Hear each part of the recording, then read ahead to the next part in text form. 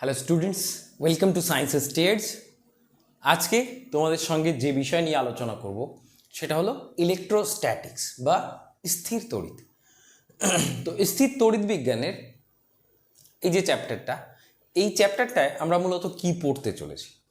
আমরা এই চ্যাপ্টারে মূলত বেসিক ধারণা, অর্থাৎ কিভাবে কনসেপ্ট বিল্ড করতে হবে, ইলেকট্রোস্ট্যাটিক্সের কনসেপ্ট কিভাবে বিল্ড করতে হবে, চার্জের ধারণা অর্থাৎ আধান কি সেই বিষয় নিয়ে আলোচনা করব এবং আধানের বিভিন্ন প্রপার্টিস, কিভাবে ইলেকট্রিসিটি নামক বিষয়টার অস্তিত্ব এলো সেটা নিয়ে জানার চেষ্টা করব। তো এই যে আলোচনা আমি করব, এই আলোচনাটা মন দিয়ে তোমরা যদি শোনো, অ্যাকচুয়ালি যে ইলেকট্রোস্ট্যাটিক্সের বেসিক থাকবে, বেস থাকবে, ভিত থাকবে, সেই ভিতটা এই আলোচনার মধ্যেই থাকবে। এই আলোচনাটা তোমরা যদি কমপ্লিটলি ভালোভাবে তোমরা অ্যাডাপ্ট করতে পারো, নিজেদের মধ্যে এটা ফিল করতে পারো, তাহলে তোমার ইলেকট্রোস্ট্যাটিক্স চ্যাপ্টারের প্রতি ভীতিটা চলে যাবে। আর যেটা সবচেয়ে জরুরি, পরবর্তী স্টেপে তুমি যাতে ভালোভাবে নির্ভয়ে ইলেকট্রোস্ট্যাটিক্স চ্যাপ্টারটা পড়তে পারো, তার জন্য এটা অত্যন্ত জরুরি। তো প্রথমে অ্যাকচুয়ালি চ্যাপ্টারের প্রতি ভালোবাসাটা জন্মানো প্রয়োজন। ভালোবাসা না থাকলে তুমি সেই চ্যাপ্টারের প্রেমে পড়তে পারবে না। আর প্রেমে না পড়লে, মানে চ্যাপ্টারের প্রেমের কথা বলছি, তো প্রেমে না পড়লে সেই চ্যাপ্টারটাকে তুমি ভালোভাবে উদ্ধার করতে পারবে না, ওভারঅল সাবজেক্টটা তোমার ভালো হবে। তো যাই হোক, চলো আজকে শুরু করা যাক ইলেকট্রোস্ট্যাটিক্স।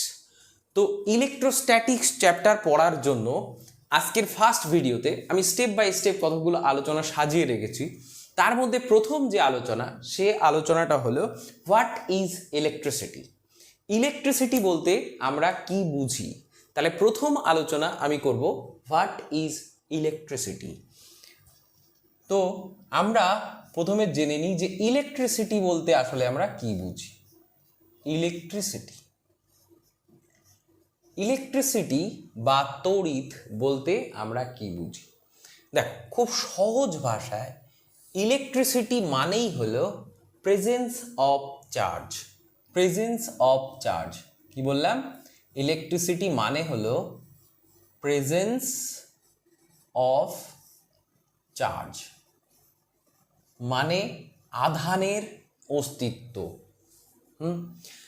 বা কোনো একটা স্থানে আধান থাকলেই আমি কি বলবো? আধানের উপস্থিতি থাকলেই আমি বলবো যে সেখানে তড়িৎ আছে। তাহলে ইলেকট্রিসিটি মানে হলো প্রেজেন্স অফ চার্জ, অর্থাৎ তড়িৎ বলতে আমরা বুঝি আধানের উপস্থিতি। এখন প্রশ্ন হলো যে এই যে উপস্থিতিটা আমরা বললাম, কার উপস্থিতি? চার্জের উপস্থিতি। তাহলে প্রথম আমাদের জানতে হবে চার্জ কি জিনিস। ঠিক আছে, তো চার্জ কি জিনিস, হোয়াট ইজ চার্জ। তাহলে এই চার্জটা কি জিনিস সেটা আমরা জানছি। তার আগে শুধু আমরা একটা জিনিস জেনে নিই যে এই যে চার্জটা, সেই চার্জটা কোথায় থাকে। চার্জটা থাকে পদার্থের পৃষ্ঠে। পদার্থের যে কোনো ধরনের পদার্থের পৃষ্ঠে থাকতে পারে কি চার্জ বা আধান।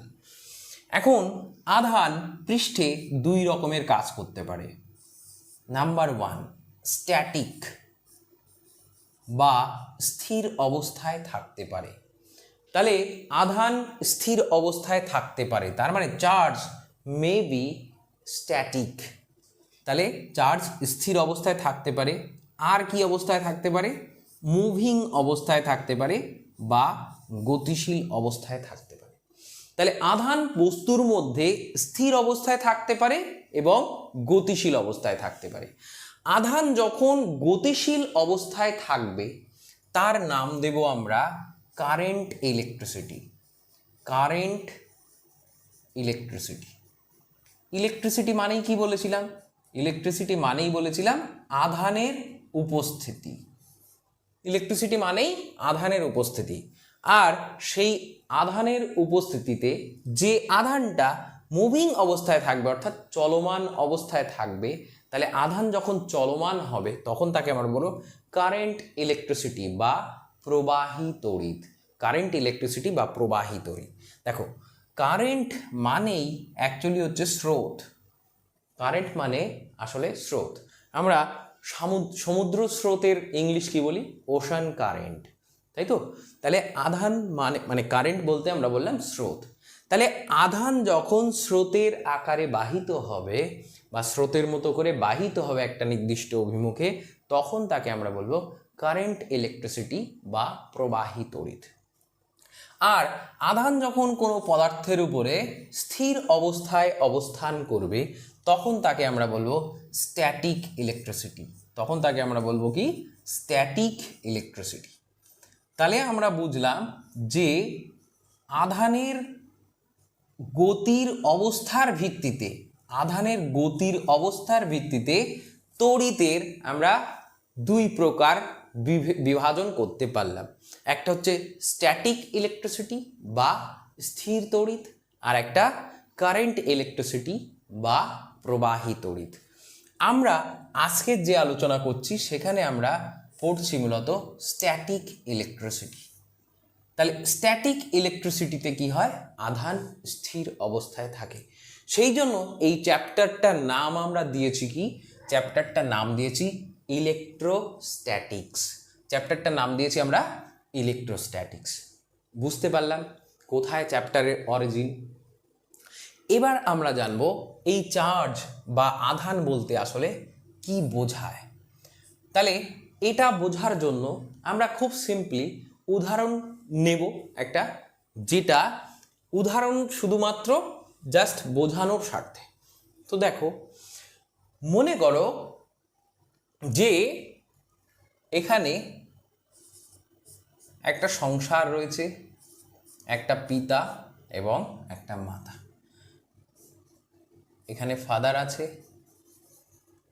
আর এখানে মাদার আছে। তুমি তোমার পিতা মায়ের কথা, পিতা এবং মাতার কথা ভেবে নিতে পারো। তো তোমার বাবা এবং তোমার মা রয়েছে এবং সংসারে তোমরা 3-4 জন বা 2 জন যা মেম্বার সবাই রয়েছে, ঠিক আছে? এখন এই পিতা মাতা তারা কি করছে? তারা তোমাকে নিয়ন্ত্রণে রেখেছে, তোমাকে শাসন করে, তোমার যাতে ভালো হয় সেই প্রচেষ্টা করে, তোমার পড়াশোনা যাতে ভালো হয় তার জন্য তারা রাত জাগে, তারা পরিশ্রম করে, তাই তো? তোমার কাজটা হচ্ছে পড়াশোনা ভালোভাবে চালিয়ে যাওয়া, যেটাই তুমি ঠিকঠাক করে করছো না। তো এই যে পড়ার প্রেমে পড়তে পারছো না, আগে পড়াটাকে এনজয় করতে হবে, তারপর তুমি পড়তে পারবে। তো চলো উদাহরণটা নেওয়া যাক। তো এই যে পিতা মাতা, তারা খুব কষ্টে সৃষ্টে ধরো সংসারটা চালাচ্ছে এবং তোমার সমস্ত ডিম্যান্ড পূরণ করার চেষ্টা করছে তাদের সাধ্য মতো। এখন এই যে পিতা মাতা রয়েছে, তারা কি করেছে? তোমাকে নিয়ন্ত্রণে রাখার জন্য তুমি যখন যেখানে ইচ্ছা খুশি তুমি যেতে পারো না। তুমি মনে করলে রাত্রি 12টার সময় বাড়ি ফিরতে পারো না, তুমি মনে করলে রাত্রি 12টার সময় বন্ধুদের সঙ্গে বেরোতে পারো না, তুমি মনে করলে ইচ্ছা মতো যেখানে সেখানে এর সঙ্গে তার সঙ্গে ঘুরে বেড়াতে পারো না। তারা নিয়ন্ত্রণ করার চেষ্টা করে। কেন? ভাবে যে যদি ছেলে বিপথে চলে যায় বা মেয়ে যদি বিপথে চলে যায়, এবং এটা স্বাভাবিক, এটাই করা উচিত, তাই তো? তোমাদের তো এখনো ম্যাচুরিটি আসেনি, সেই জায়গায় তোমরা পৌঁছাওনি, সেই জন্য তোমরা হয়তো ভালো মন্দর বিবেচনা ঠিকঠাক করে করতে পারবে না, কারোর দ্বারা অ্যাবিউজ হওয়ার সম্ভাবনা বেশি থেকে যায়, সেই কারণের জন্যই করা হয়, আর সেই কারণের জন্যই তোমার বাবা মাও করছে। তো যাই হোক, এই যে পিতামাতা তারা কি করছে? তোমাকে নিয়ন্ত্রণে রাখার চেষ্টা করছে। এখন তুমি কি করছো? এই যে সংসারের অন্তর্ভুক্ত তুমি একজন ব্যক্তি, অর্থাৎ তুমি তাদের সন্তান।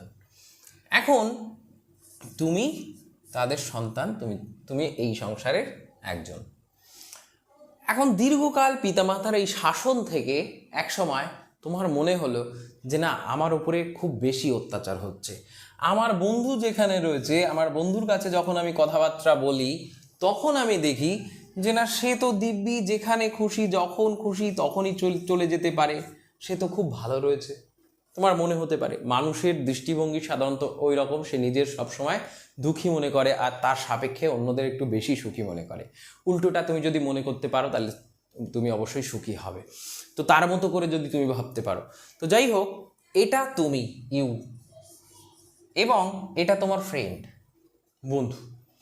এখন তুমি একদিন বন্ধুর সঙ্গে আলোচনা করতে করতে বন্ধু তোমাকে বলল যে বন্ধু, আমার তো এমন হয় না, আমি তো দিব্যি খোশ মেজাজে থাকি, যখন যেখানে খুশি যাই, যা ইচ্ছা করি, এর সঙ্গে ঘুরে বেড়াই, তার সঙ্গে ঘুরে বেড়াই, আমার মা বাবা কিছুই বলে না। তখন তুমি কি ভাবলে যে না, আমি তো তাহলে খুব বিপদে পড়েছি, আমি খুব বিরক্ত হয়ে যাচ্ছি, এই জীবন আমার আর ভালো লাগছে না, এই যে বাউন্ডেশন, এই যে বাঁধন, সেই বাঁধনটা আমার পছন্দ নয়, আমি এখান থেকে বাঁধন ছেড়ে চলে যাব। এখন সেই চিন্তা ভাবনা তুমি করে তুমি ভাবলে যে যদি এই বাঁধন থেকে আমি মুক্ত হতে পারি, তাহলে বোধহয় পৃথিবীর থেকে, মানে পৃথিবীতে আমার থেকে ভালো সুখী জীবনযাপন আর কেউ করবে না। তো সেই আশায় তোমার বন্ধু তোমাকে ট্রিগার করলো। তাহলে বন্ধু তোমাকে কি করলো? ট্রিগার করলো যে তুই তাহলে দেখ, তুই বাড়ির বাবা মায়ের সঙ্গে কথা বলে দেখ যে তোর স্বাধীন জীবনযাপন করতে যদি দেয় তো ঠিক আছে, নাহলে তুই বাড়ি থেকে চলে আয়, বাইরে চলে আয়, আমাদের কোথায় দাদুর বাগান বাড়ি আছে, ওখানে গিয়ে আমরা বেশ এনজয় করবো, মস্তিতে থাকবো। এখন তুমি ভাবলে যে তাই তো, এই জীবনটা তো খুবই ভালো জীবন, তাহলে আমি কি করব? আজই বাড়ি গিয়ে আলোচনা করব। তুমি বাবা মায়ের কাছে গেলে, গিয়ে ঝগড়াঝাটি করলে, করে বললে না আমি এখান থেকে থাকবো না, আমি আজকের থেকে আলাদা হয়ে যাচ্ছি, আমি বাড়ির থেকে বেরিয়ে চলে যাও। এখন তুমি বাড়ির থেকে বেরিয়ে চলে গেলে কার কারণে? তোমার এই বন্ধু তোমার একটা ভুলভাল বক্তব্য দিয়েছিল, দিয়ে তোমাকে অনুপ্রাণিত করেছিল, করলে তুমি কি করেছিলে? সেই ভুলভাল অনুপ্রেরণায় তুমি ওখান থেকে কি করেছো? বাড়ি ছেড়ে বেরিয়ে চলে গেছো। স্বাভাবিকভাবে তোমার পিতামাতার টেনশন হচ্ছে, চিন্তা হচ্ছে, তারা কি তোমাকে খুঁজতে পাঠাবে, লোকজন নিজেরা খোঁজার চেষ্টা করবে, বাড়ি খুব কান্নাকাটি করবে, এবং প্রতি মুহূর্তে তোমাকে ফিরে পাওয়ার জন্য তারা চেষ্টা করবে। ভালো করে গল্পটা আগে বুঝে নাও। তাহলে প্রতি মুহূর্তে তোমাকে তারা ফিরে পাওয়ার চেষ্টা করবে। এখন এই যে পিতামাতা রয়েছে, তাদের মধ্যে বন্ধনটা যেটা রয়েছে সেটা কিন্তু অনেক শক্তিশালী বন্ধন। জেনারেলি সাধারণত তাদের মধ্যে যে বন্ধন সেটা শক্তিশালী বন্ধন। মাঝে মাঝেই দেখবে বাজার করা নিয়ে হোক, কাপড় কাচা নিয়ে হোক, ঘর ঝাড় দেওয়া নিয়ে হোক, তো এরকম বিভিন্ন কারণে তারা একে অপরের সঙ্গে লড়াই করছে, পিতামাতা তারা ঝগড়াঝাটি করছে, এইটাই সংসার, এইটাই সংসার জীবন। তো এইভাবে তারা নিজেদের মধ্যে আলাপচারিতার মাধ্যমে হালকা ঝগড়াঝাটি, খুশি আনন্দ, এই সব কিছুর মধ্যেই জীবন চলে। কিন্তু তারা কখনো কিন্তু একে অপরের থেকে আলাদা হয়ে যায় না। তার কারণ তাদের মধ্যে একটা স্ট্রং বন্ডিং আছে, তাদের মধ্যে একটা স্ট্রং বন্ডিং আছে, বুঝলে? তাহলে তাদের মধ্যে একটা শক্তিশালী বন্ধন কাজ করে, সেই জন্য তারা কিন্তু তোমার মতো অতি সহজে তাদের ছেড়ে চলে যেতে পারলো না। তোমারও বন্ধন আছে, আমি নেই বলবো না, কিন্তু তুমি কারোর দ্বারা অনুপ্রাণিত হয়ে এই সম্পর্ক ছিন্ন করে দিয়ে চলে গেলে, তার মানে তোমার বন্ধনটা একটু হলেও দুর্বল। তারা একে অপরকে ছেড়ে যায়নি, মানে তাদের বন্ধনটা অনেক বেশি শক্তিশালী। এক্স্যাক্টলি এই যে উদাহরণটা আমি দিলাম, সেই উদাহরণটার সঙ্গে এবার আমি কিছু জিনিস রিলেট করার চেষ্টা করি, দেখো, এখানে তুমি বলতে আমি বুঝিয়েছি ইলেকট্রনকে, কি বললাম? ইলেকট্রনকে। আর তোমার ফ্রেন্ড বলতে আমি বুঝিয়েছি হিট, অর্থাৎ তাপ শক্তিকে। হিট এনার্জি লিখে দিই তাহলে, হিট এনার্জি অর্থাৎ তাপ শক্তিকে বুঝিয়েছি, ঠিক আছে? ফাদার বলতে আমি নিউট্রনকে বুঝিয়েছি, নিউট্রন। আর মাদার বলতে আমি ধরে নিই প্রোটনকে বুঝিয়েছি। আর এই বাবা মা যে জায়গাটায় আছে, যে সংসারের মধ্যে রয়েছে, পুরো সংসার একত্রিতভাবে, হোল ফ্যামিলিটাকে আমি কি বুঝিয়েছি? Whole family. পুরো সংসারটাকে আমি একত্রিতভাবে একটা অ্যাটম বলেছি, অর্থাৎ পরমাণু বলেছি, বুঝলাম? এবার এই যে সংসারের মধ্যে মূল জায়গায় কারা রয়েছে? তোমার পিতামাতা, ঠিক আছে? তারাই হচ্ছে এই সংসারের নিউক্লিয়াস, তারাই হচ্ছে এই সংসারে, কি বলেছি? তারাই হচ্ছে এই সংসারের নিউক্লিয়াস। তাহলে নিউক্লিয়াস, তাহলে পিতামাতা কোথায় রয়েছে? পিতামাতা হলো নিউট্রন, প্রোটন, তারা কোথায় রয়েছে? নিউক্লিয়াসের মধ্যে রয়েছে। তুমি ইলেকট্রন হিসাবে নিউক্লিয়াসের আশপাশে ঘুরে বেড়াচ্ছ, তার মানে পিতামাতার বন্ধনে তাদের পরিক্রমণ করছো বা তাদের অনুগত হয়ে দীর্ঘকাল চলছো। কিন্তু তোমার এই অনুগতিতে হিংসা করে তোমার একজন বন্ধু তোমাকে ভুলভাল বোঝালো, তার মানে বাইরের থেকে কোনো এনার্জি, নেগেটিভ এনার্জি তোমাকে সাপ্লাই দিল। ঠিক তেমন করে এই হিট এনার্জি বাইরের থেকে যদি ইলেকট্রনকে সাপ্লাই দেওয়া হয়, ঠিক তোমার মতো করে এই ইলেকট্রনগুলো কি করবে বলো তো, ওখান থেকে বেরিয়ে যাওয়ার চেষ্টা করবে। তাহলে ইলেকট্রন এক জায়গার থেকে বেরিয়ে চলে গেল কোথায়? ফ্যামিলি ছেড়ে চলে গেল, অর্থাৎ সংসার থেকে বেরিয়ে গেল। সংসার থেকে বেরিয়ে যাওয়ার অর্থ জগৎ ছেড়ে পালিয়ে যাওয়া নয়, সংসার থেকে বেরিয়ে যাওয়া। তাহলে সংসার থেকে যখন ইলেকট্রনটা বেরিয়ে গেল, তখন ওই ইলেকট্রনটা আর এই সংসারের অন্তর্ভুক্ত নয়, তার মানে তখন ওই ইলেকট্রনটা ফ্রি। ঠিক যেমন করে তুমি ভেবেছিলে যে আমি ফ্রিডম চাই, অর্থাৎ স্বাধীনতা চাই, তাই আমি এখান থেকে বেরিয়ে যাব, এরকম ভেবে তুমি ওখান থেকে বেরিয়ে এসেছিলে, তোমার ফ্রিডম পেয়ে গেলে, তার মানে তুমি এখন ফ্রি। তাই তুমি নিজেকে বলতে পারো যে now I M A free man, free man, free man, তুমি বলতে পারো। কিন্তু সমস্যা আছে, সমস্যা বোঝাচ্ছি। পিতামাতাকে তুমি ছেড়ে যাবে, তুমি ভীষণ সুখীতে থাকবে, হবে না।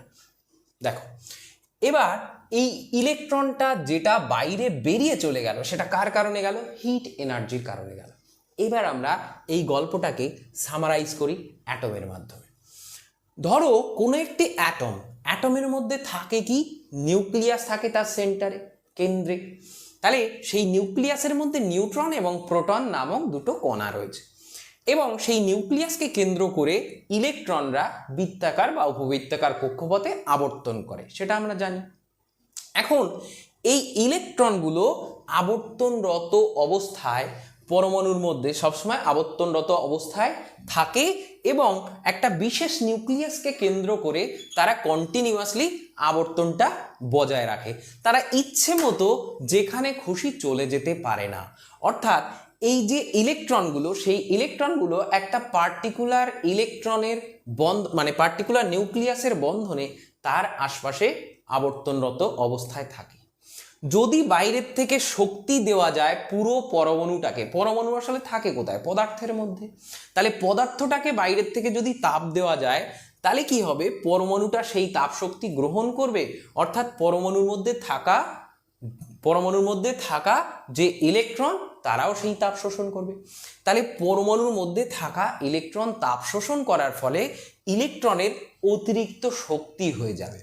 এখন যখন অতিরিক্ত শক্তি চলে আসবে, তখন ইলেকট্রনের কাছে কার্য করার সামর্থ্য জন্মাবে। কার্য করার সামর্থ্য মানে কি বোঝায়? দেখো, তুমি বেশি বোঝা বহন করতে যখন সক্ষম হবে, তখন বোঝা যাবে তুমি অতি কার্যকারী হয়েছো। এখন এই অতি কার্যকারী হওয়ার জন্য তোমার কি লাগবে? খাদ্যদ্রব্য দেহের মধ্যে যাওয়ার প্রয়োজন হবে, খাদ্য থেকেই আমরা শক্তি পাই। তো দেখো, তার মানে যখন কোনো একটা কাজ করছি আমরা বলছি, তার মানে কি? বলের বিরুদ্ধে কোনো একটা সরণ ঘটছে। কার্য মানে আমরা কি জানি? বল ইন্টু সরণ। তাহলে বলের বিরুদ্ধে সরণ ঘটানো মানেই হলো কার্য। তার মানে এই ইলেকট্রনটা, এই যে নিউক্লিয়াস ইলেকট্রনকে টেনে রেখেছিল একটা স্থির তড়িৎ আকর্ষণ বলের সাহায্যে, সেই স্থির তড়িৎ আকর্ষণ বলকে ছাড়িয়ে যদি ইলেকট্রন বেরিয়ে যেতে চায়, তাহলে ইলেকট্রনের কিছু এক্সট্রা এনার্জি বা অতিরিক্ত শক্তির প্রয়োজন হয়। সেই অতিরিক্ত শক্তি যদি বাইরের থেকে সাপ্লাই দেওয়া যায়, বা পরিবেশে যে তাপ রয়েছে তার থেকেই যদি পদার্থ সেই তাপটা নিয়ে নেয়, তবে অনেক সময় এই পুরো ভরা সংসারে অশান্তি নেমে আসে। অর্থাৎ এই ইলেকট্রনটা ওখান থেকে বেরিয়ে চলে যায়। তাহলে এই ইলেকট্রনটা যদি এখান থেকে বেরিয়ে চলে আসতে পারে, তখন ইলেকট্রন নিজেকে মুক্ত ভাবতে পারে। তার কারণ এই অ্যাটমের আকর্ষণের মধ্যে সে আর নেই, এই নিউক্লিয়াসের আকর্ষণের মধ্যে সে এখন আর নেই। তখন সেই ইলেকট্রনটাকে আমরা বলতে পারি ফ্রি ইলেকট্রন। তখন সেই ইলেকট্রনটাকে আমরা বলতে পারি ফ্রি ইলেকট্রন। মোস্ট ইম্পর্টেন্ট কথা আমরা একটা পেয়ে গেলাম, যে ফ্রি ইলেকট্রন বা মুক্ত ইলেকট্রন। এই ফ্রি ইলেকট্রনটাকে আমরা কিভাবে কালেক্ট করেছি বলো তো? অতিরিক্ত হিট দিয়ে, অর্থাৎ তাপ দিয়ে, তাই তো? সেই জন্য এই যে ইলেকট্রনটা, সেই ইলেকট্রনটা থার্মাল এনার্জি বা তাপশক্তি পেয়ে এই ইলেকট্রনটা মুক্ত হয়েছে বলে এই ইলেকট্রনের আমরা আর একটা নাম দিতে পারি। এর নাম আমরা বলতে পারি থার্মাল ইলেকট্রন। তাহলে একে আমরা বলতে পারি থার্মাল ইলেকট্রন বা তাপীয় ইলেকট্রন। এই যে ইলেকট্রনটা রয়েছে ফ্রি ইলেকট্রন, সেই ফ্রি ইলেকট্রন তড়িৎ পরিবহনে সক্ষম, সেই জন্য এর অপর নাম আমরা বলতে পারি কন্ডাকশন ইলেকট্রন, অর্থাৎ পরিবহনকারী ইলেকট্রন। তাহলে একে আমরা বলতে পারি কন্ডাকশন ইলেকট্রন। তাহলে এই যে ইলেকট্রনটা, সেই ইলেকট্রনটা তড়িৎ পরিবহনে কিন্তু সাহায্য করে। তাহলে এই যে বিগড়ে যাওয়া ছেলে যে বাইরে চলে গেল, আমাদের ক্ষেত্রে সে ইউজফুলও হতে পারে যদি ইলেকট্রনের রেসপেক্টে ভাবি, কিন্তু ওই যে বিগড়ে যাওয়া ছেলে যে সংসার ছেড়ে বাইরে চলে গেল, তার কি কি প্রবলেম ফিল করতে হবে জীবনে এসে, বাস্তবের মাটিতে যখন তাকে একা ছেড়ে দেওয়া হবে তখন তার কি কি প্রবলেম ফিল করতে হবে, সেটা আমরা পরপর আলোচনা করতে করতে এগোচ্ছি। তো এবার আমরা বুঝলাম যে একটা ইলেকট্রন এখান থেকে ফ্রি হয়ে গেল, ঠিক আছে। তাহলে যদি এই ইলেকট্রনটা ফ্রি হয়ে যায়, তাহলে এই সংসারে একটা ইলেকট্রনের ঘাটতি পড়ে গেল। যদি একটা ইলেকট্রন এখান থেকে বেরিয়ে চলে যায়, তাহলে এই পিতামাতার কাছে একটা বাচ্চার ঘাটতি চলে এলো, তাই তো। তখন এই পিতামাতা কি করার চেষ্টা করবে, সেই একটা বাচ্চাকে খোঁজার চেষ্টা করবে। সর্বদা সে চেষ্টা করবে কি, যে আমার সন্তান আমার কাছে আবার ফিরে আসুক। ঠিক তাই এই নিউক্লিয়াস যদি কখনো একটা ইলেকট্রনকে হারিয়ে ফেলে, সেটা যে কোনো কারণেই হারিয়ে ফেলে, তাহলে ওর সর্বদা প্রচেষ্টা থাকবে ওই ইলেকট্রনটাকে আবার ফিরিয়ে নিয়ে আসার, ঠিক আছে। কিন্তু মানুষ যেমন পার্টিকুলার তার নিজের বাচ্চা হারিয়ে গেলে তাকেই খুঁজে আনার চেষ্টা করে, ডিফারেন্সটা শুধু এই জায়গায়, এই নিউক্লিয়াসটা পরমাণু থেকে অন্যান্য পরমাণু থেকে যে কোনো একটা ইলেকট্রন নিজের কাছে নিতে চায়, তাই তো। তার মানে প্রত্যেকটা ইলেকট্রন আসলে একই, সেই জন্য তারা আইডেন্টিক্যাল, একই, সেই জন্য তাদের আলাদা করে চেনার কোনো উপায় নেই। যেমন আমাদের দেখতে আলাদা, চরিত্র আলাদা, ব্যবহার আলাদা, কিন্তু প্রত্যেকটা ইলেকট্রন একই বলে নিউক্লিয়াস জানবে, যে কোনো একটা ইলেকট্রন তার কাছে চলে এলেই সে জানবে আমার বাচ্চা আমার কাছে ফিরে এসছে, বাবা আমি শান্ত হয়ে গেছি। তার মানে সেই সংসারে ঠিক আবার আগের মতো শান্তি চলে আসবে, ঠিক আছে। আচ্ছা, এই যে উদাহরণটা দিলাম, এই যে গল্পটা বললাম, সেই গল্পের মধ্যেই লুকিয়ে আছে আধানের ধারণা। কি আধানের ধারণা প্রথমে দেখার চেষ্টা করি। দেখো, এবার আধানের ধারণাটাকে খুব স্পষ্টভাবে বোঝার চেষ্টা করো। প্রথমে আমরা জেনে নিই হোয়াট ইজ চার্জ। চার্জ বা আধান হলো একটা প্রপার্টিস বা ধর্ম, যে ধর্মের জন্য কোনো একটা বস্তু অন্য কোনো একটা বস্তুকে আকর্ষণ বা বিকর্ষণ বল প্রয়োগ করতে পারে। অর্থাৎ সে একটা ইলেকট্রোস্ট্যাটিক ফিল্ডে তাকে যদি রেখে দেওয়া হয়, তাহলে সে একটা বল অনুভব করতে পারে। তাহলে আধান হলো একটা প্রপার্টিস বা ধর্ম। ঠিক যেমন আমরা বলেছিলাম যে উষ্ণতা হলো পদার্থের তাপীয় ধর্ম, অর্থাৎ কোনো পদার্থের মধ্যে তাপ থাকে, মানে তাপ যদি থাকে বা তাপের পরিমাণ কমে বা বাড়ে, তবে আমরা কোনটা দেখে বুঝবো, তার উষ্ণতা মেপে আমরা বুঝতে পারবো যে পদার্থের মধ্যে তাপের পরিমাণ বাড়ছে বা কমছে। যদি পদার্থের মধ্যে তাপের পরিমাণ বেড়ে যায়, তবে তার উষ্ণতা বেড়ে যাবে, তাই তো। যেমন তুমি রেগে গেছো, আমি তোমাকে বুঝবো কি করে তুমি রেগে গেছো?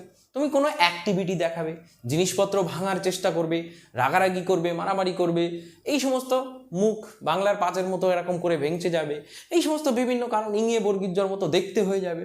তাহলে এরকম যদি হয়ে যায়, তাহলে বুঝতে পারবো যে না, তোমার রাগ হচ্ছে, আমার কোনো একটা অ্যাক্টিভিটিতে তুমি কষ্ট পাচ্ছ, দুঃখ পাচ্ছ বা যা কিছু করছো, আমি বুঝতে পারবো তোমার বিহেভিয়ার বা আচরণ দেখে।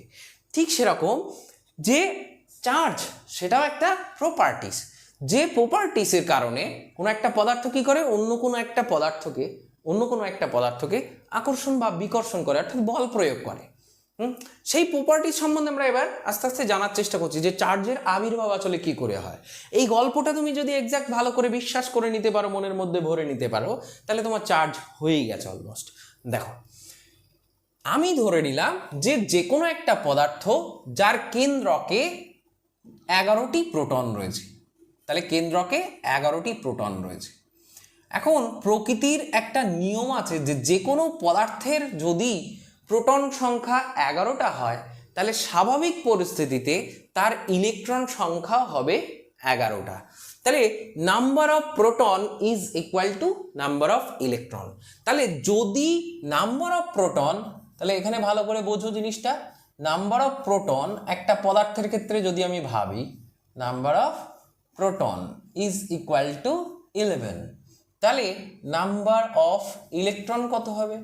নাম্বার অফ ইলেকট্রন হবে 11টা। তাহলে কোনো একটা পদার্থের মধ্যে 11টা প্রোটন আছে আর 11টা ইলেকট্রন আছে, ঠিক আছে।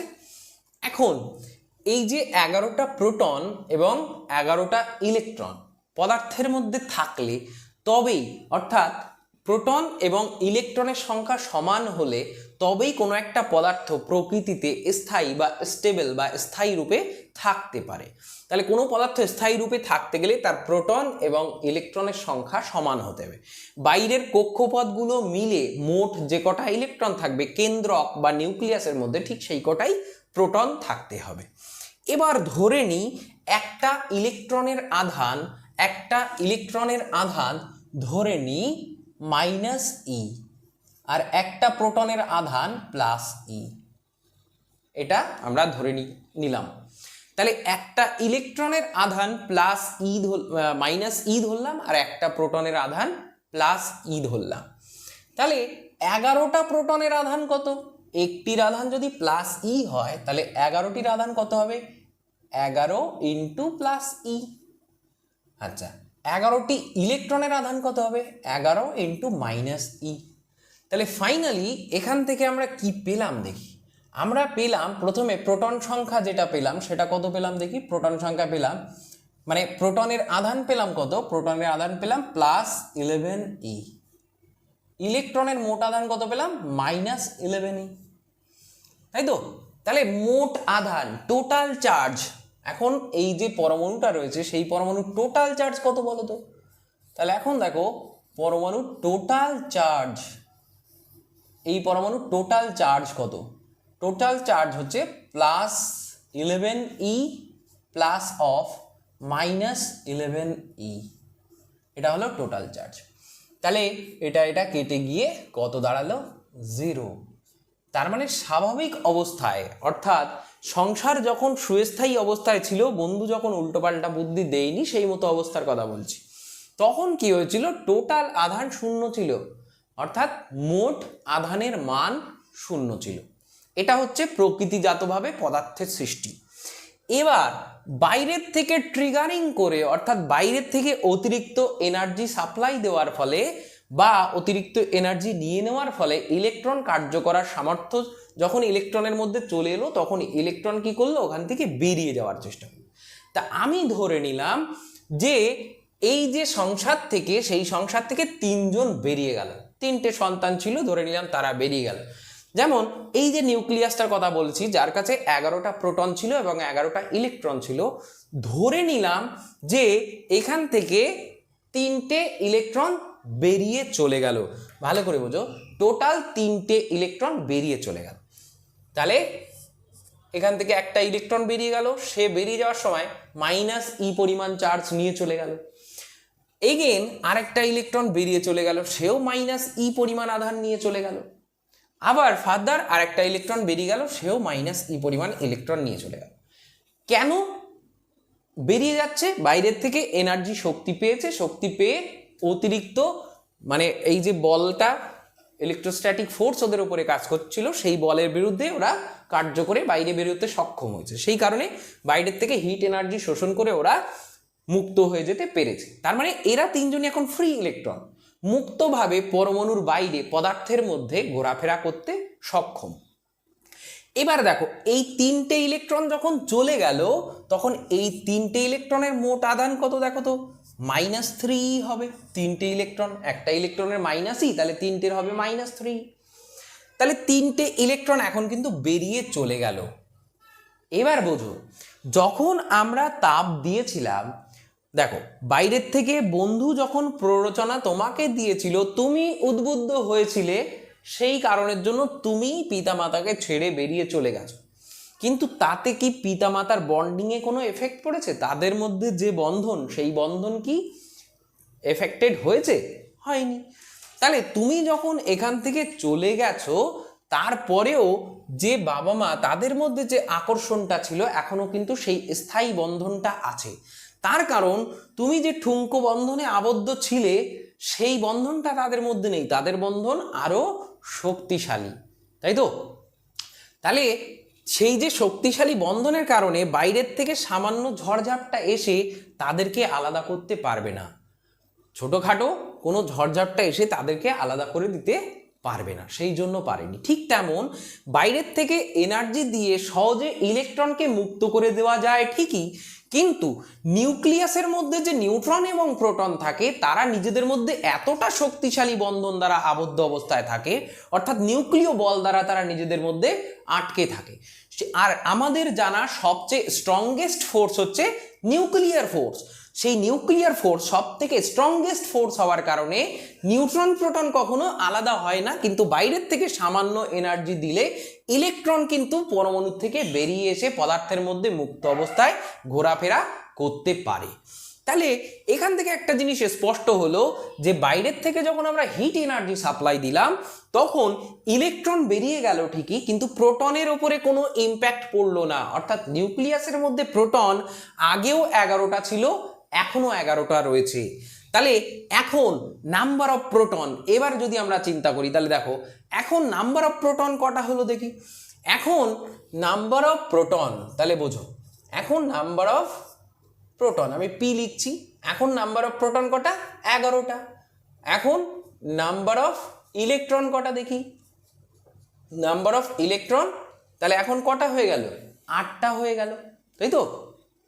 যেহেতু 3টে ইলেকট্রন বেরিয়ে গেছে, বেরিয়ে যাওয়ার পর বাইরের কক্ষপথে মোট কটা ইলেকট্রন থাকবে? যেহেতু প্রোটন 11টা থাকলে ইলেকট্রনও 11টা থাকতে হয়, কিন্তু 11টা থেকে 3টে ইলেকট্রন তাপ শক্তি পেয়ে বেরিয়ে গেল, তাহলে এখন ইলেকট্রন আছে কটা? 8টা ইলেকট্রন আছে। তাহলে 8টা ইলেকট্রনের আধান কত? -8e। আর 11টা ইলেকট্রনের আধান কত? -11e, sorry +11e। 11টা প্রোটনের আধান +11e। তাহলে এখান থেকে তুমি ভালো করে দেখতে পাচ্ছ যে এখন কি হলো, এই দুটোকে বিয়োগ করলে আমি কি পাবো? +11e -8e। বিয়োগ করলে আমি এখান থেকে কি পাবো বলো তো? বিয়োগ করলে আমি পাবো +3e, তাই তো? তাহলে বিয়োগ করলে আমি পাচ্ছি +3e।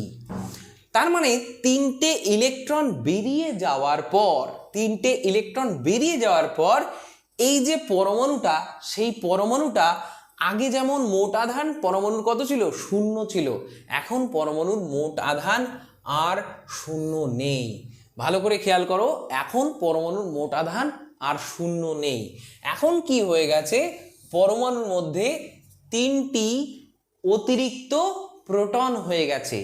তার কারণ 3টে ইলেকট্রন বেরিয়ে যাওয়ার ফলে এই 3টে ইলেকট্রনকে ব্যালেন্স করার জন্য, মানে 3টে প্রোটনকে ব্যালেন্স করার জন্য 3টে ইলেকট্রনের অভাব হয়ে গেছে, তাই তো? ভালো করে হিসাব করলে তুমি দেখতে পাবে, দেখো কেন্দ্রকে একটা প্রোটন থাকলে একটা প্রোটনের আধান +e, তাহলে তাকে ব্যালেন্স করে 0 করতে গেলে তোমার কি লাগবে? একটা -e লাগবে। তার মানে বাইরের কক্ষে কটা ইলেকট্রন থাকতে হবে? একটা ইলেকট্রন থাকতে হবে, মোট আধান কত হয়ে যাবে? 0 হয়ে যাবে, তাই তো? যদি দুটো প্রোটন থাকে তাহলে আর একটা +e, তাকে ব্যালেন্স করার জন্য আবার একটা -e লাগবে, মোট আধান 0 হবে। এরকম করে প্রত্যেকটা একটা প্রোটনকে ব্যালেন্স করার জন্য একটা ইলেকট্রন প্রকৃতিজাতভাবেই পদার্থের মধ্যে আছে, তাই তো? কিন্তু দেখা যাচ্ছে যে পদার্থের মধ্যে 3টে প্রোটন আছে, কিন্তু এখানে আর একটা ইলেকট্রন নেই, তাই তো? তাহলে এই যে ইলেকট্রনটা রয়েছে, মানে এই যে প্রোটনটা রয়েছে, সেটা কি হয়ে যাবে? সেটা ইলেকট্রন দ্বারা ব্যালেন্স হবে না, অর্থাৎ ওই পরমাণুর মোট আধান কিন্তু 0 হবে না। তাহলে তখন ওই পরমাণুকে আমরা আর পরমাণু বলতে পারবো না, তখন ওকে আমরা কি বলবো? তখন ওকে আমরা বলবো আয়ন। তাহলে তখন ওকে আমরা বলবো আয়ন। তাহলে বাইরের থেকে অতিরিক্ত এনার্জি পেয়ে এই যে ইলেকট্রন বেরিয়ে চলে গেল, তার জন্য পরমাণু কিসে পরিণত হয়ে গেল? আয়নে পরিণত হয়ে গেল। বোঝা গেল? তাহলে পরমাণু এখন আয়নে পরিণত হয়ে গেল। যখন কোনো পরমাণু এই আয়নে পরিণত হয়ে যাবে, তার মানে এই সুস্থ সংসারটা এখন অস্বস্তিতে ভরে গেছে, এই সংসারে এখন অশান্তি চলে এসছে। কেন? ঝগড়াঝাটি করে বাচ্চাটা বাড়ির থেকে বেরিয়ে চলে গেছে, বাবা মা তখন সবসময় কি চেষ্টা করছে, তাকে ফিরিয়ে নিয়ে আসার চেষ্টা করছে। তার মানে যখনই তিনটে ইলেকট্রন নিউক্লিয়াসের আকর্ষণ বল ছাড়িয়ে বাইরে চলে গেল, নিউক্লিয়াসের টেন্ডেন্সি অলওয়েজ ওই তিনটে ইলেকট্রনকে ফিরিয়ে নিয়ে আসা। এটাই এখন নিউক্লিয়াসের মূল বক্তব্য, যে করে হোক আমার ওই তিনটে ইলেকট্রন খুঁজে বার করতে হবে, টেনে নিয়ে আসতে হবে নিজের কাছে। সেই জন্য পরমাণুটার মধ্যে একটা বিশেষ ধর্মের জন্ম হবে। কি ধর্ম? সে যে কোনোভাবে অন্য কোনো অ্যাটমের কাছ থেকে হোক বা যে কোনো জায়গার থেকে ওই তিনটে ইলেকট্রন টেনে নেওয়ার চেষ্টা করবে, তাই তো? তাহলে সে সর্বদা চেষ্টা করবে কি যে কোনোভাবে ওই তিনটে ইলেকট্রন কালেক্ট করার, যে কোনো জায়গা থেকে কালেক্ট করার। তার জন্য ওর মধ্যে একটা নতুন ধরনের প্রপার্টিসের জন্ম হবে। কি হবে? অন্য জায়গার থেকে ও ইলেকট্রন কালেক্ট করার চেষ্টা করবে। তাহলে বুঝতে পারলাম যে এই পরমাণুটা এখন কিসে পরিণত হয়ে গেল? আয়নে পরিণত হয়ে গেল। আয়নে পরিণত হয়ে গেলেই ওর মধ্যে নতুন একটা প্রপার্টিসের জন্ম হলো, ধর্মের জন্ম হলো। যে ধর্মের কারণে কি করছে? ও কাউকে টানার চেষ্টা করছে তার কাছ থেকে ইলেকট্রন নেবে বলে। এবার দেখো, এমন ঘটনাও ঘটতে পারত যে কোনো একটা অ্যাটমের মধ্যে অতিরিক্ত ইলেকট্রন ঢুকে গেছে। এই উদাহরণটাই যদি আমরা প্রপারলি আবার একবার দেখার চেষ্টা করি ভালোভাবে, তাহলে দেখো, ধরে নাও যে এই যে পরমাণুটা রয়েছে তাতে 11টা প্রোটন যেমন ছিল তেমনই আছে। তাহলে মোট চার্জ কত? 11 + 11e। এটা হলো মোট প্রোটনের আধান, ঠিক আছে? এবার মনে করলাম যে এতে অতিরিক্ত 4টে ইলেকট্রন চলে এলো বাইরের থেকে। তাহলে আগে ইলেকট্রন ছিল কটা? 11টা। অতিরিক্ত 4টে এলো, হলো কটা? 15টা। তাহলে একটা ইলেকট্রনের আধান কত? -e। তাহলে 15টার জন্য কত হবে? -15e। তাহলে এটা হবে এখন ইলেকট্রনগুলোর মিলিত আধান। তাহলে এখন টোটাল চার্জ, ওই যে অ্যাটমটা, সেই অ্যাটমটার এখন টোটাল চার্জ কত হবে দেখি। অ্যাটমটার টোটাল চার্জ হবে মাইনাস, কটা এসেছিল বলেছিলাম? 4টে এসেছিল। দেখো এখান থেকে বিয়োগফল হিসেবে আমরা কি পাবো? -4e পাবো, তাই না? তাহলে যেহেতু 4টে অতিরিক্ত ইলেকট্রন বাইরের থেকে এসছিল, তাহলে ওই 4টে ইলেকট্রনকে ব্যালেন্স করার জন্য কেন্দ্রকে তো 4টে প্রোটন নেই। তাহলে ওই 4টে ইলেকট্রন কি করবে? ওই 4টে ইলেকট্রন পরমাণুকে আর পরমাণু থাকতে দেবে না, পরমাণুকে কিসে পরিণত করবে? আয়নে পরিণত করবে। তার মানে ওই পরমাণুটা আবার আয়নে পরিণত হবে। এই যে 4টে ইলেকট্রন অতিরিক্ত এসছে, এই 4টে ইলেকট্রন অতিরিক্ত যারা এসছে তারা হচ্ছে ওই সংসারের বার্ডেন, বোঝা। আত্মীয় স্বজন যেমন অতিরিক্ত দীর্ঘকাল আসতে থাকলে বিরক্তি লেগে যাবে, ঠিক সেরকম অতিরিক্ত সংখ্যক লোকজন বাড়ির আননেসেসারি যদি আমি রেখে দিই তাহলে আমার অস্বস্তি হবে। তার কারণ সংসারে একটা হিসাব থাকে, সেই হিসাব মোতাবেক সেটা চলে। তাহলে সেখানে ইচ্ছে মতো যদি আমরা 8-10 জনকে এক্সট্রা রেখে দিই তাহলে অনেক রকম সমস্যায় আমাদের পড়তে হয়। ঠিক সেরকম এই সংসারে যদি নিজের বাচ্চা ছাড়া আর 4টে বাচ্চা এক্সট্রা কেউ ঢুকিয়ে দিয়ে যেত, যখন আমি অ্যাফোর্ড করি না তাদের রাখার, সে মতো অবস্থায় কী হতো? আমার সমস্যা হতো। ঠিক সেরকম নিউক্লিয়াসের এই আকর্ষণ ক্ষেত্রের মধ্যে যদি অতিরিক্ত ইলেকট্রন চলে আসে তখন কি হবে? সেই অতিরিক্ত ইলেকট্রন ব্যালেন্স করার জন্য নিউক্লিয়াসের কাছে অতিরিক্ত প্রোটন তো নেই। সেই কারণের জন্য আবার কি হবে? নিউক্লিয়াস তখন মানে পরমাণুটা তখন কি হবে? আয়নে রূপান্তরিত হবে। যেহেতু পরমাণুটা আয়নে রূপান্তরিত হয়ে গেছে আবার, তাহলে পরমাণুটা আবার কি টেন্ডেন্সি জন্মাবে? আবার টেন্ডেন্সি জন্মাবে কি?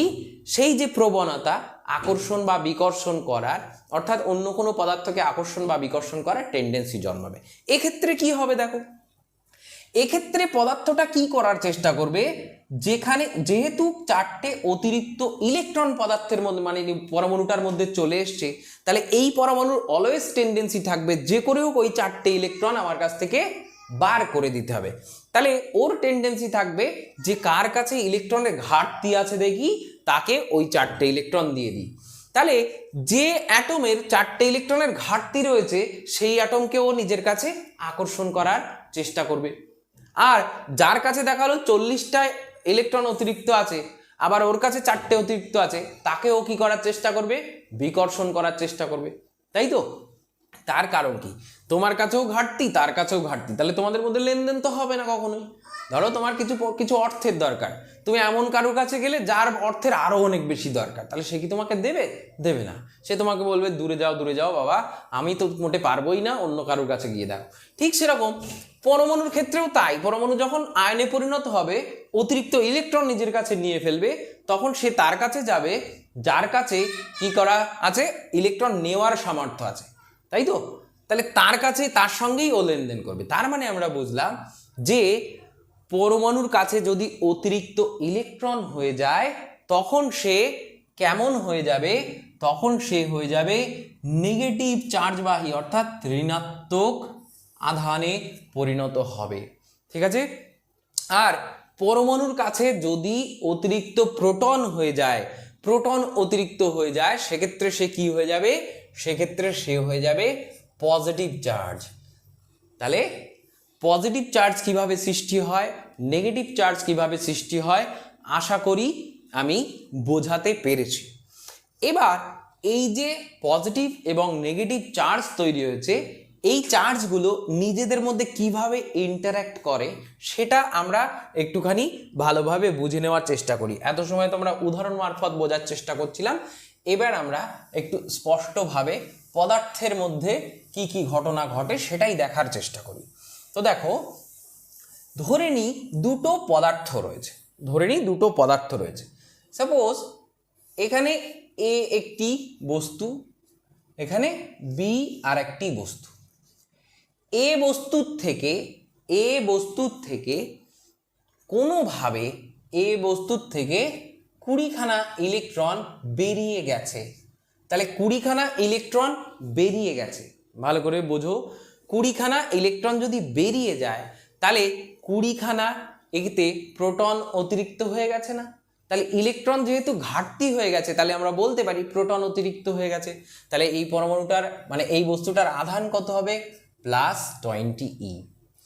ধরে নিলাম এর কাছে কোনোভাবে 10টা ইলেকট্রন বাইরের থেকে এসেছে, এই পুরো বস্তুর মধ্যে 10টা ইলেকট্রন বাইরের থেকে এসেছে, তাহলে এই বস্তুর আধান কত হবে? -10E। তাহলে বি বস্তুটার আধান হলো -10E, এ বস্তুটার আধান হলো +20E। এবার দেখো, এই 20টা প্রোটনকে ব্যালেন্স করার জন্য কটা ইলেকট্রনের প্রয়োজন?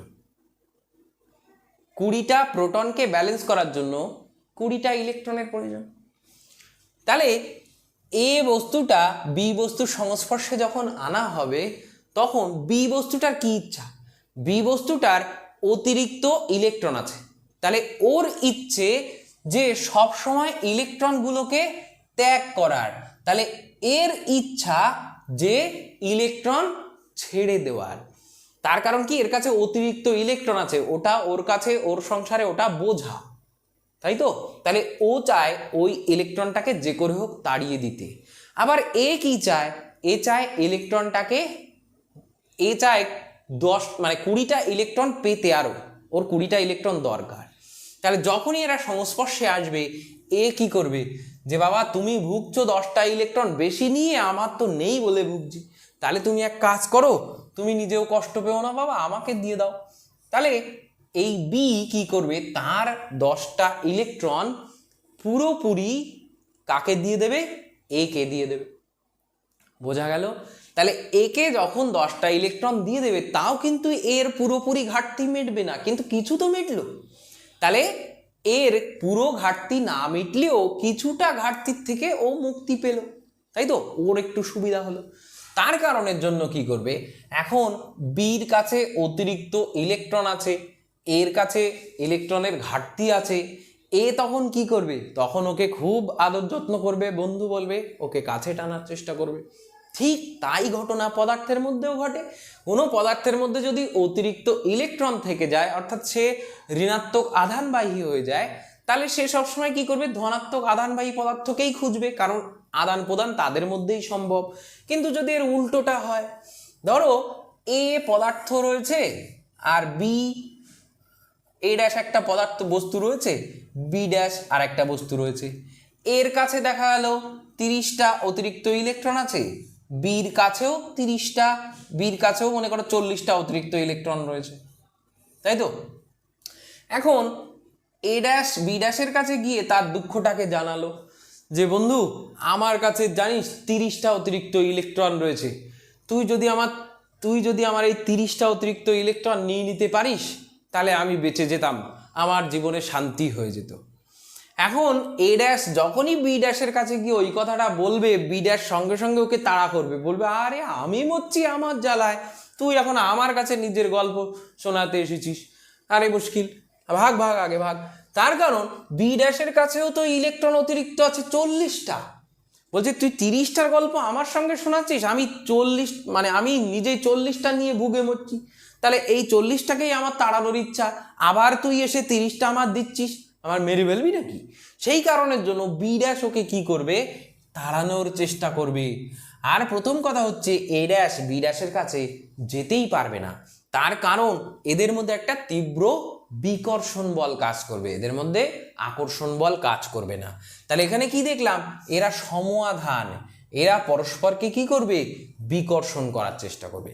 এখানে কি দেখেছিলাম, যে এরা বিপরীতধর্মী আধান, সেই জন্য এরা পরস্পরকে কি করার চেষ্টা করছিল, আকর্ষণ করার চেষ্টা করছিল। ঠিক এই কারণের জন্য সমআধান পরস্পরকে বিকর্ষণ করে এবং বিপরীত আধান পরস্পরকে কি করে, আকর্ষণ করে। তাহলে বুঝলাম এই যে আধান কিভাবে সৃষ্টি হলো সেই ঘটনাটা, এই বেসিক ব্যাপারটা বোঝানোর জন্যই আজকে মূলত এই আলোচনাটা করেছি, যেখানে আমরা কেবলমাত্র চেয়েছিলাম যে ইলেকট্রিসিটি বিষয়টা কি এবং এই যে আধান, সেই আধানের অস্তিত্বটা এলো কোথা থেকে বা কিভাবে। তাহলে আমরা বুঝলাম যে কিভাবে আধানের অস্তিত্বটা মূলত আসে। প্রকৃতিতে পদার্থ যখন স্বাভাবিক অবস্থায় সৃষ্টি হয় বা স্বাভাবিক অবস্থায় থাকে তখন তার মোট আধান সর্বদা শূন্য থাকে, কিন্তু কি হয়, বাইরের থেকে বিভিন্ন রকম শক্তির আদান প্রদানের ফলে বিভিন্ন রকম হেটারোজিনিয়াস প্রসেস প্রকৃতিতে রয়েছে, সেই প্রসেসের কারণে বিভিন্ন উষ্ণতায় পদার্থ কি করে, ইলেকট্রন আদান প্রদান করে ফেলে, নিজেদের পরমাণুর মধ্যে ইলেকট্রন আদান প্রদান হয় এবং সেই আদান প্রদানের কারণেই মাঝে মাঝে কি হয়, ইলেকট্রন প্রোটনের মিসম্যাচ হয়ে যায়, অর্থাৎ নিউক্লিয়াসে যে কটা প্রোটন আছে বাইরের কক্ষে সে কটা ইলেকট্রন থাকে না। এরকম মিসম্যাচ হওয়ার সঙ্গে সঙ্গেই কি হয়ে যায়, আবার প্রকৃতি স্টেবল জায়গায় ফিরে আসার চেষ্টা করে। প্রকৃতিতে বিভিন্ন রকম ঝড় ওঠে, এত রকম করোনা হোক, এটা ওটা পরিস্থিতি বিভিন্ন রকম হোক, আবার পৃথিবী শান্ত হওয়ার চেষ্টা করবে, তাই তো? তাহলে যতই ঝড় উঠুক না কেন আবার একটা সময় শান্ত হওয়ার চেষ্টা করবে, পরমাণুর মধ্যে পদার্থের মধ্যে সেই একই ঘটনাই ঘটে। অতিরিক্ত তাপশক্তি দেওয়ার ফলে কিছু মাঝে মাঝে কি হলো, যে কিছু ইলেকট্রন একটা পরমাণুকে ছেড়ে অন্য পরমাণুর মধ্যে চলে গেল, যে পরমাণুতে ইলেকট্রনটা চলে গেল সেখানে গিয়ে কি হলো, সেখানে গিয়ে ইলেকট্রনটা অতিরিক্ত ইলেকট্রন হয়ে গেল, আর যার কাছ থেকে চলে গেল সেখানে ইলেকট্রনের ঘাটতি হয়ে গেল, যার কাছে ইলেকট্রনের ঘাটতি হয়ে গেল সে আবার স্টেবল অবস্থায় ফিরে আসার জন্য বা স্থায়ী অবস্থায় ফিরে আসার জন্য সবসময় চেষ্টা করবে তার ইলেকট্রন গ্রহণ করতে, আবার যার কাছে অতিরিক্ত ইলেকট্রন চলে গেল সে আবার কাউকে খোঁজ করবে যার ইলেকট্রন নেওয়ার মতো ক্ষমতা রয়েছে, অর্থাৎ যার কাছে ঘাটতি আছে তাকে দেওয়ার চেষ্টা করবে। এই যে বিনিময়টা ঘটানোর জন্য তাদের মধ্যেই কি হবে, আকর্ষণ বা বিকর্ষণ বলের অস্তিত্ব চলে আসবে অটোমেটিক। এটা হচ্ছে প্রকৃতিজাত ঘটনা। এবার যে উদাহরণটা দিয়েছিলাম সেই উদাহরণটা একটু ক্লারিফাই করে দিই, যে ছেলেটা এরকম ছোট্টখাট্ট একটা ঝামেলা নিয়ে সংসার ধর্ম ছেড়ে বাইরে চলে গেল তাকে কি করতে হবে। সে যদি বাইরে এইভাবে চলে যায়, এটা একদম এই পড়ার প্রসঙ্গের বাইরের কথা বলছি, আমরা সম্পূর্ণরূপে আমরা এবার সেলফ ডেভেলপমেন্ট প্রসঙ্গে কথাবার্তা বলার চেষ্টা করছি। তাহলে যদি এখান থেকে ঠুনকো ব্রেন নিয়ে ছোটোখাটো রাগ করার কারণে সে বাইরে চলে যায়, তাহলে জগৎ দেখতে গিয়ে তার কি হবে? তার মতো এরকম অনেক ছেলে মেয়ে আরও যদি প্রকৃতিতে এরকমভাবে বাইরে ইতস্তত বিক্ষিপ্তভাবে ঘুরে বেড়ায়, তাদের বিভিন্নভাবে অ্যাবিউজ হওয়ার সম্ভাবনা আছে, হিউম্যান ট্রাফিকিং আছে বা বিভিন্ন রকম সমস্যা আছে, সেই সমস্যায় তাদের ভুগতে হতে পারে। বা অতিরিক্ত আবেগপ্রবণ হয়ে ভাবলো যে না আজকের থেকে বাবার পয়সায় খাবো না, নিজে আয় করে ইনকাম করে খাবো, হোটেলে গিয়ে কাজ করতে থালা মেজে মেজে দেখা যাচ্ছে ছাল চামড়া উঠে যাচ্ছে, কেউ কখনো সাবান ছুঁড়ে মারছে, কেউ কখনো দেখা যাচ্ছে লাঠি দিয়ে এসে মারছে, কেউ কখনো পায়ের জুতো পরিষ্কার করে নিচ্ছে। তার থেকে বাবা সংসারের থেকে যেটুকু পড়াশোনা করার ক্ষমতা, মানে যেটুকু সামর্থ্য তোমার রয়েছে তুমি সেটুকু আরও নিজেকে ডেভেলপ করার চেষ্টা করো। বাবা মা যে রিসোর্স দিচ্ছে সেটা যথেষ্ট, তোমার যতটাই দিয়ে থাক না কেন তোমার জন্য যথেষ্ট, কারণ পৃথিবীতে তার কোয়ালিটির ভিত্তিতে, তার কোয়ালিফিকেশনের ভিত্তিতে, তার সমস্ত কিছুর ভিত্তিতে প্রত্যেকটা মানুষ সঠিক জায়গায় আছে। তাতে কোনো সন্দেহ নেই। তো যাই হোক, এবার তোমাকে কি করতে হবে, তোমার পরিস্থিতি যদি বদলাতে হয় তাহলে তোমাকে প্রচেষ্টা করতে হবে। তো সেটা করলেই তারপরে তোমার উন্নতি হবে। এরকম ছোটো ছোটো রাগারাগি করে বাড়ির বাইরে গিয়ে কোনো আলটিমেট লাভ হবে না। এক সময় আবার ফিরে আসতে হবে, যদি ফিরে না আসতে হয় তাহলেও এই বন্ধন তুমি ছাড়তে পারবে না, এই বন্ধন তোমাকে ছাড়বে না, তাই তো? তা যাই হোক, আমরা আলোচনা এগিয়ে নিয়ে যাবো আস্তে আস্তে। পরে এর পর দিন আমরা যে ভিডিও নিয়ে আসব তার মধ্যে আমরা আলোচনা করব এই যে চার্জ সম্বন্ধে। সবই তো আলোচনা করা হয়ে গেল, এবার চার্জ কোথায় থাকবে, কিভাবে ডিস্ট্রিবিউশনটা হবে, একটা লাইনে কিভাবে ডিস্ট্রিবিউট হয়, সারফেসে কিভাবে ডিস্ট্রিবিউট হয়, একটা ভলিউমের মধ্যে কিভাবে চার্জ ডিস্ট্রিবিউট হয়, সে সমস্ত বিষয় নিয়ে আলোচনা করব। আধানের তলমাত্রিক ঘনত্ব, এই সমস্ত বিভিন্ন বিষয় রয়েছে, সেগুলো নিয়ে আলোচনা করব। তো স্টেপ বাই স্টেপ পরপর যদি তোমরা এই ভিডিওগুলোকে দেখতে থাকো তাহলেই তুমি কিন্তু প্রকৃতভাবে ক্লিয়ারলি এই যে ইলেকট্রোস্ট্যাটিক্স পার্টটা একদম বুনিয়াদ তৈরি করতে করতে, অর্থাৎ ভিত তৈরি করতে করতে এগোতে পারবে। তো ঠিক আছে, আশা করি এই ক্লাসটা তোমাদের মগজে ঢুকেছে, বুঝতে পেরেছো।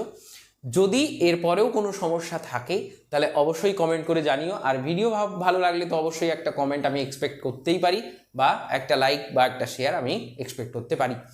তো এফর্টটাকে যাতে বজায় রাখতে পারি সেই মোটিভেশনটা দেওয়ার জন্য তোমরা চাইলে এটা করতে পারো। তো ঠিক আছে, দেখা হবে পরের ভিডিওতে। আশা করি ভালোভাবে পড়াশোনা চালিয়ে যাবে। ঠিক আছে, তাহলে দেখা হচ্ছে পরের ভিডিওতে।